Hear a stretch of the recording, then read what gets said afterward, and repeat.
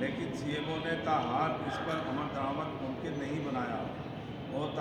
N I T میں 60 کروڑ روپے کی لاگت سے نئی کچرا گاڑیاں خریدنے کی اسکیم بھی منظور کرائی گئی ہے۔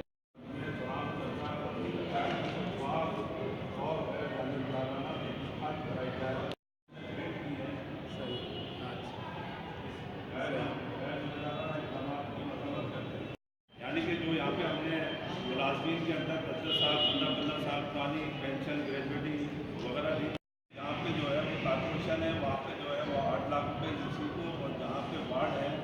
وہاں پہ 5 لاکھ ہوئے نئے ایف آئی اے یا اینٹی کرپشن جس کی جو جوریڈکشن بنتی ہے اسے ہم رجوع کرنے کے حقدار بنتے ہیں، کیونکہ ایک قرارداد